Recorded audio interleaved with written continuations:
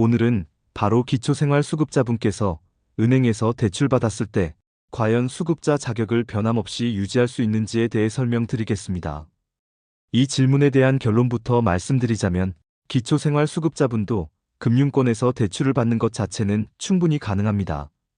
하지만 모든 대출이 같은 방식으로 재산평가에 반영되는 것은 아니며 특정 유형의 대출은 반드시 주의 깊게 접근해야 한다는 중요한 점을 미리 강조해드립니다. 오늘 이 영상을 끝까지 시청하신다면 대출을 현명하게 활용하여 안정적으로 수급자 자격을 유지하는 데 필요한 모든 지식과 노하우를 얻어가실 수 있을 것입니다. 복잡하게 느껴졌던 재산평가 기준부터 피해야 할 대출 유형, 그리고 여러분께 훨씬 유리할 수 있는 정부 지원 대출까지 이 모든 궁금증에 대해 알려드리겠습니다. 혹시 이 주제와 관련하여 개인적인 궁금증이 있으시거나 경험을 공유하고 싶으시다면 언제든지 댓글로 남겨주세요. 영상 시작 전 구독과 좋아요, 알림 설정 부탁드리며 이제 본격적으로 기초생활수급자분들의 대출과 수급자 자격 유지에 대해 설명드리겠습니다. 많은 분들께서 기초생활수급자는 대출이 안 될 것이다, 혹은 은행에서 대출을 거절할 것이다 라는 오해를 가지고 계시지만 이는 사실과 다릅니다. 법적으로 기초생활수급자라는 이유만으로 금융대출이 금지되거나 제약되는 것은 결코 아닙니다. 저축은행을 비롯한 시중은행 등 대부분의 금융기관에서는 대출 심사 시 신청인의 신용점수와 더불어 상환 능력을 가장 중요하게 평가합니다. 따라서 기초생활수급자분들께서도 신용도가 양호하고 기초연금이나 국민연금 수령액 또는 근로소득과 같이 대출금을 상환할 수 있는 일정 수준의 소득이 확인된다면 충분히 대출을 받으실 수 있습니다. 예를 들어 지금 이 영상을 시청하고 계신 선생님처럼 꾸준히 영상 수익을 올리시거나 파트타임으로라도 근로소득을 받고 계신다면 이러한 소득이 대출 심사에 긍정적인 영향을 미칠 수 있다는 점을 기억해 주세요. 여기서 가장 중요한 개념은 바로 재산평가입니다. 기초생활보장제도에서는 수급자 자격을 판단할 때 소득 기준과 함께 재산 기준을 동시에 고려합니다. 이때 금융기관에서 받은 대출은 대부분 부채로 인정되는데 이 부채는 개인의 총재산에서 차감되어 순재산을 산출하는 데 반영됩니다. 이 과정을 좀 더 구체적인 예시로 설명해 드릴까 합니다. 만약 선생님의 현재 재산이 전세 보증금 2천만 원이 전부라고 가정해 보겠습니다. 이 상태에서 저축은행으로부터 1천만 원을 대출받아 이 돈을 즉시 예금 통장에 입금하셨다고 해서 선생님의 총 자산이 갑자기 3천만 원으로 늘어나는 것은 아닙니다. 대출받은 1천만 원은 법적으로 명확한 빚, 즉 부채로 기록됩니다. 재산평가 시에는 2천만 원의 보증금에 1천만 원의 예금이 더해져 총 3천만 원의 자산이 있는 것처럼 보일 수 있지만 동시에 1천만 원의 빚이 있음을 고려하여 순재산은 여전히 2천만 원으로 평가될 수 있습니다. 중요한 점은 대출금이 부채로 정확히 인정되어야 한다는 것이며 이러한 원리 덕분에 정식 금융기관에서 받은 대출은 대부분 수급자 자격 유지에 직접적인 영향을 주지 않는 경우가 많다는 것입니다. 대출을 통한 현금 확보는 단순히 재산 형태의 변화일 뿐 실제 순재산의 증가는 아니라는 논리가 여기에 적용됩니다. 하지만 여기서 반드시 짚고 넘어가야 할 중요한 부분이 있습니다. 바로 모든 대출이 이처럼 부채로 인정되는 것은 아니라는 사실입니다. 이 부분이 바로 오늘 영상의 핵심이자 많은 분들이 가장 크게 실수하거나 간과하기 쉬운 부분입니다. 일반적으로 정식 금융기관에서 받은 대출은 부채로 인정되어 순재산에 큰 영향을 미치지 않지만 특정 유형의 대출은 재산평가 시 재산으로 간주될 가능성이 높아 수급자 자격 유지에 치명적인 영향을 미칠 수 있습니다. 이 점을 정확히 이해하고 계셔야 불이익을 당하는 일이 없습니다. 대표적으로 각별한 주의가 필요한 대출 유형은 두 가지입니다. 먼저 신용카드 대출, 즉 카드론이나 현금 서비스입니다. 신용카드 회사에서 받는 대출은 은행의 일반적인 대출과는 그 성격이 다릅니다. 이들은 주로 단기간 동안 급하게 자금을 융통할 때 사용되며 개인의 신용을 기반으로 합니다. 정부의 재산평가 기준에서는 이러한 형태의 대출을 부채로 명확히 인정하지 않고 일시적인 현금 증가 즉 재산 증가로 판단할 수 있습니다. 예를 들어 갑자기 생활비가 부족하여 카드론으로 200만 원을 받아서 통장에 넣어두었다고 가정해 보겠습니다. 이 금액이 선생님의 통장에 들어왔다가 곧바로 지출되었더라도 경우에 따라서는 카드론 대출 자체가 부채로 인정되기보다는 마치 누가 현금 200만 원을 갑자기 선물해 준 것처럼 일시적으로 재산이 늘었다가 다시 줄어든 것으로 평가될 수 있다는 점을 유의해야 합니다. 카드론은 금융기관의 채무로 분류되더라도 그 융통의 신속성과 담보부재 등의 특성 때문에 복지제도의 재산 산정에서는 부채의 성격보다 수입이나 재산 증가의 성격이 더 강하다고 보는 경향이 있습니다. 따라서 아무리 급하더라도 카드론은 되도록 피하고 다른 대출 방안을 모색하시는 것이 현명합니다. 다음으로 주의해야 할 것은 마이너스 통장 대출, 즉 한도 대출입니다. 마이너스 통장은 정해진 한도 내에서 자유롭게 돈을 인출하고 상환할 수 있는 매우 편리한 대출 방식입니다. 그러나 이 또한 재산평가에서는 일반 대출과 다르게 적용될 수 있습니다. 예를 들어 은행에서 2천만 원 한도의 마이너스 통장을 개설했고 이 중 1천만 원을 인출하여 선생님의 예금 통장에 넣어두었다고 가정해 보겠습니다. 이때 1천만 원의 예금 증가는 재산으로 인식되는 반면 마이너스 통장의 부채는 그 즉시 재산평가에 반영되지 않을 가능성이 높습니다. 즉, 통장에는 돈이 들어와 재산이 늘어난 것처럼 보이지만 그 돈을 빌려온 빚은 평가에서 제외되어 순재산이 실제보다 높게 책정될 수 있다는 의미입니다. 이러한 상황은 여러분의 의도와는 다르게 순재산 증가로 이어져 수급자 자격 유지에 불리하게 작용할 수 있습니다. 마이너스 통장의 경우 실제 사용하지 않은 한도 금액은 대출로 간주되지 않고 인출하여 보유한 금액은 현금성 자산으로 분류되기 때문에 특히 더 주의가 필요한 것입니다. 따라서 이러한 특정 유형의 대출을 고려 중이시라면 반드시 대출을 받기 전에 거주하시는 지역의 동사무소 또는 구청의 기초생활보장 담당 부서에 직접 방문하시거나 전화하여 상담받으시는 것이 중요합니다. 해당 대출이 본인의 수급자 자격에 어떤 영향을 미칠지 정확하게 확인하시고 전문가와의 상담을 통해 불필요한 위험을 줄이고 현명한 결정을 내리시기를 강력히 권해드립니다. 만약 복지 담당 공무원과의 상담이 어렵거나 추가적인 확인이 필요하다면 관련 법률 전문가나 복지 상담센터의 도움을 받는 것도 좋은 방법이 될 수 있습니다. 앞서 말씀드린 순재산 개념이 중요하다고 여러 번 강조했던 이유가 바로 여기에 있습니다. 대출을 받았다 하더라도 여러분의 총 순재산이 거주 지역의 수급자 재산 기준을 초과하지 않는다면 수급자 자격은 문제없이 유지될 수 있습니다. 기초생활 수급자의 재산 기준은 전국이 동일하지 않고 지역별 물가 수준과 주거 환경을 고려하여 차등적으로 적용됩니다. 이 기준을 명확히 이해하고 있는 것이 대출 계획을 세울 때 매우 중요합니다. 각 지역별 재산 기준은 다음과 같습니다. 서울특별시는 전국에서 가장 높은 생활비와 주거비용을 고려하여 현재 약 9,900만 원 이하의 재산을 가진 경우 수급자 자격 유지가 가능합니다. 예를 들어 서울에 거주하는 한 기초수급자 어르신이 8천만 원짜리 전셋집에 거주하며 은행 대출로 1천만 원을 받았다면 이 대출금이 부채로 인정될 경우 어르신의 순재산은 8천만 원으로 변동이 없어 기준 이내이므로 자격 유지에 문제가 없을 것입니다. 경기도는 서울 다음으로 높은 기준으로 현재 약 8,500만 원 이하가 기준이 됩니다. 부산, 대구, 인천 등 주요 광역시는 경기도보다는 약간 낮은 기준이 적용되어 현재 대략 7,700만 원 이하의 재산을 가진 경우 수급 자격이 유지됩니다. 마지막으로 그 외 중소도시 및 농어촌 지역은 상대적으로 가장 낮은 기준이 적용되어 현재 약 5,300만 원 이하의 재산을 보유해야 기초생활수급자 자격을 인정받을 수 있습니다.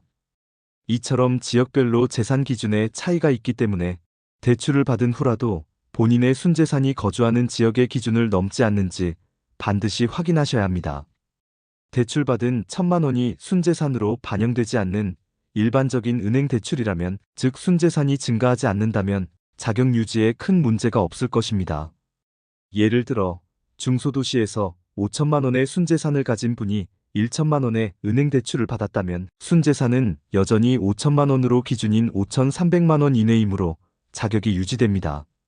하지만 만에 하나라도 앞에서 설명드린 주의해야 할 대출 유형에 해당하여 순재산이 증가한 것으로 평가될 경우 해당 지역의 기준을 초과하게 되면 안타깝게도 수급자 자격을 상실할 수 있다는 점을 명심하셔야 합니다.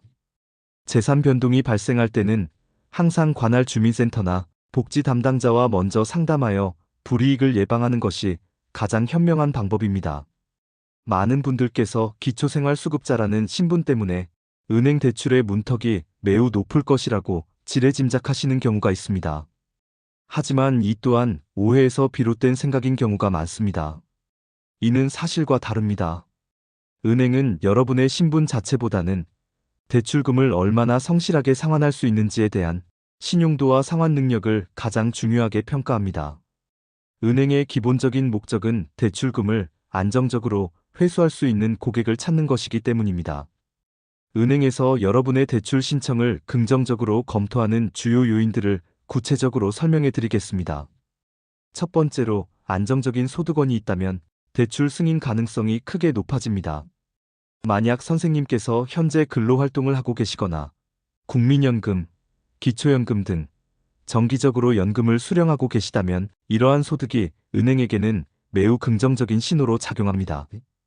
비록 월 30만 원의 파트타임 소득이나 매월 지급되는 20만 원의 기초연금이라 할지라도 꾸준하고 정기적인 소득은 은행에게 대출금을 상환할 수 있는 능력이 있음을 보여주는 중요한 지표이기 때문입니다.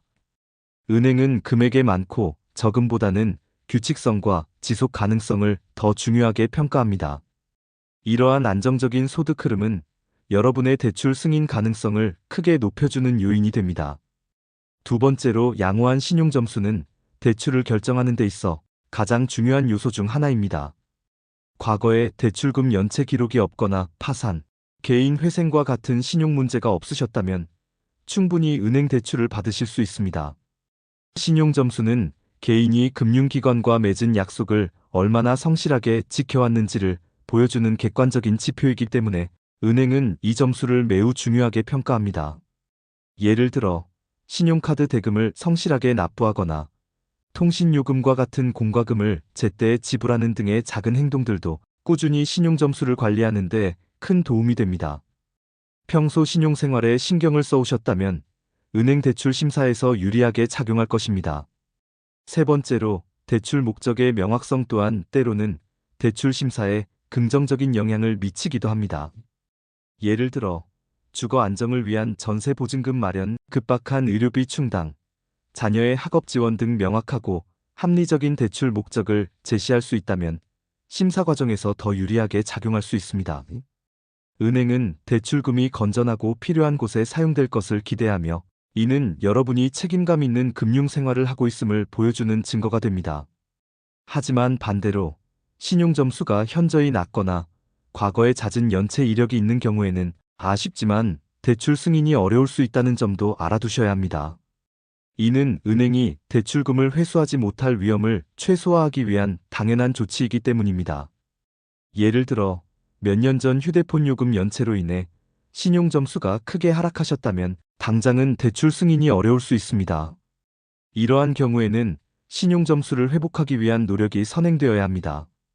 또한 정부에서 지원하는 저금리 대출 상품의 경우에도 기본적인 소득 기준을 충족해야만 신청할 수 있는 경우가 많으니 대출을 신청하기 전에 본인의 소득과 신용 상태를 미리 정확하게 파악해 두는 것이 매우 중요합니다. 대출 신청 전에 자신의 신용 점수를 신용평가기관 웹사이트에서 확인하고 필요한 서류들을 미리 꼼꼼히 준비하는 것은 대출 심사 과정을 더욱 원활하게 만드는 좋은 방법이 될 것입니다.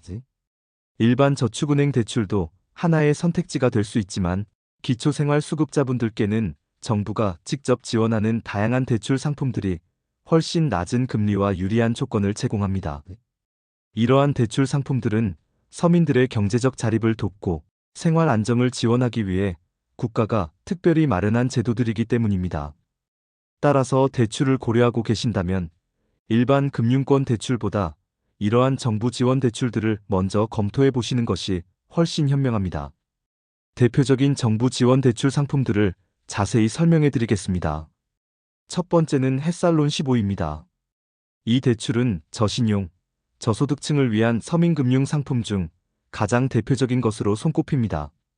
급하게 자금이 필요하시거나 혹은 기존의 높은 금리의 대출을 사용하고 계셨는데 낮은 금리로 갈아타고 싶을 때 큰 도움이 됩니다. 예를 들어 갑작스러운 가족의 병원비 300만 원이 필요하거나 자녀의 대학교 등록금 500만 원을 마련해야 하는 상황, 또는 오랫동안 방치했던 주택의 급작스러운 수리 비용으로 1천만 원 정도가 필요한 경우 등 예상치 못한 지출이 발생했을 때 햇살론 15는 좋은 대안이 될 수 있습니다. 신용 점수가 낮아 일반 은행 대출이 어렵더라도 신청할 수 있는 경우가 많아 많은 분들께 경제적인 희망을 드리고 있습니다. 만약 기존에 고금리 대부업 대출을 이용 중이셨다면 햇살론 15를 통해 이자, 부담을 획기적으로 줄일 수 있는 기회를 꼭 활용해 보시기 바랍니다. 두 번째는 미소금융입니다. 미소금융은 창업을 꿈꾸거나 현재 소규모 사업을 운영하고 계신 분들, 그리고 긴급 생계 자금이 필요한 분들을 위한 서민금융제도입니다. 이 제도는 특히 자활을 돕기 위한 성격이 강하여 창업 자금이나 시설 개선 자금, 그리고 교육비 등 다양한 용도로 활용될 수 있습니다. 예를 들어 손재주가 좋아 작은 공방을 열고 싶지만 초기 자본이 없는 경우, 혹은 현재 운영 중인 작은 가게의 간판을 교체하거나 새로운 장비를 구입하고 싶은데 자금이 부족한 경우 미소금융은 이러한 창업 자금이나 운영 자금을 지원하여 여러분의 자립 기반을 마련하는 데 큰 도움을 줄 수 있습니다. 특정 업종 창업을 계획하시거나 현재 운영 중인 작은 사업체의 활성화를 꿈꾸시는 분들께 특히 적합한 대출 상품입니다. 세 번째는 세이망울씨입니다. 이 대출은 시중은행권에서 자체적으로 재원을 마련하여 소득이 낮거나 신용 등급이 낮은 서민들을 위해 저금리로 지원하는 대출 상품입니다. 생활 안정 자금, 사업 운용 자금 등 활용도가 매우 넓어 실생활에 유용하게 쓰일 수 있습니다. 기존에 금리가 높은 카드론이나 사금융 대출을 이용하고 계셨다면 세이망울씨를 통해 저금리 대출로 전환하여 이자, 부담을 크게 줄일 수 있는 좋은 기회가 될 것입니다. 예를 들어 매월 50만 원의 고정 수입은 있지만 급작스러운 이사 비용으로 300만 원이 필요할 때 세이망울씨는 합리적인 금리로 자금을 확보할 수 있는 좋은 기회가 될 수 있습니다. 이는 일반 은행 대출의 문턱이 높다고 느껴지시는 분들께 안정적인 대안을 제공하는 상품입니다. 이러한 정부 지원 대출 상품들은 여러분의 경제적 부담을 덜어주고 더 나은 금융 생활을 영위하는 데 매우 큰 도움을 줄 수 있습니다. 각 상품별 상세한 신청 조건, 필요한 서류, 그리고 신청 방법 등에 대한 정확한 정보는 서민금융진흥원 홈페이지를 방문하시거나 직접 해당 은행에 방문 또는 전화 상담을 통해 확인해 보시는 것을 강력히 추천합니다. 전문 상담원과의 상담을 통해 본인에게 가장 적합하고 유리한 대출 상품을 찾으시길 바랍니다. 때로는 이러한 정부 지원 대출이 여러분의 경제적 어려움을 해결하는 실질적인 해결책이 될 수 있다는 점을 꼭 기억해 주세요. 오늘 영상에서는 기초생활수급자분들께서 저축은행에서 1,000만 원을 대출받았을 때 과연 수급자 자격을 변함없이 유지할 수 있는지에 대한 모든 궁금증을 아주 상세하게 풀어보았습니다. 핵심 내용을 다시 한번 간결하게 정리해 드리겠습니다. 대출 자체는 충분히 가능하지만 재산 증가로 간주될 수 있는 카드론이나 마이너스 통장 대출 같은 특정 유형은 반드시 각별히 주의해야 한다는 점을 다시 한번 강조해 드립니다. 대출을 고려하고 계시다면 먼저 본인의 총순재산이 거주하시는 지역의 수급자 재산 기준을 초과하지 않는지 꼼꼼하게 확인해 보세요. 그리고 본인의 신용 상태를 점검하신 후에 가장 적합하고 안전한 대출 상품을 선택하는 것이 매우 중요합니다. 특히 낮은 금리와 유리한 조건을 제공하는 햇살론 15, 미소금융, 세이망울씨와 같은 정부 지원 대출 상품들을 우선적으로 고려해 보시는 것이 현명한 선택입니다. 이러한 정보들이 여러분의 재정 관리에 실질적인 도움이 되기를 진심으로 바랍니다. 이 영상을 보시고 혹시 더 궁금한 점이나 영상 내용에 대해 나누고 싶은 의견이 있으시다면 주저하지 마시고 댓글로 남겨주세요. 여러분의 질문과 소중한 경험들은 이 채널을 더욱 유익하고 풍성하게 만드는데 가장 큰 원동력이 됩니다. 긴 시간 시청해주셔서 진심으로 감사드리며 다음에도 더욱 유익하고 실질적인 정보로 여러분을 찾아뵙겠습니다.